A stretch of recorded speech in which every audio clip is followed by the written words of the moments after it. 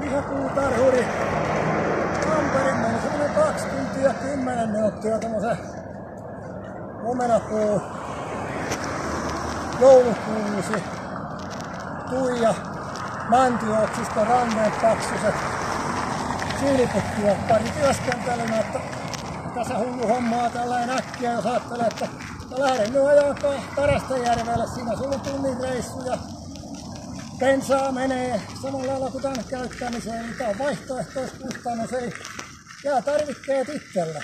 Eli jos tilaatte pihapuutarhurin tällainen, niin tuodaan tämmönen tilauskohteeseen joko edeltävänä iltana tai samana päivänä, miten sovitaan. Pääasia, että on koneelle tilaa toimia teidän pihassa. Tässä on nyt, jätetään tänne kohteeseen. Vielä jos asukkaat haluaa itse silputa, niin kiitämme. Talonmiespalvelu@gmail.com maaliskuun lopussa 2025 ollaan yhteydessä tarkoin osoitteen ja pihapukki kaatuu. Se on moro! Ota siitä vielä pari kuvat.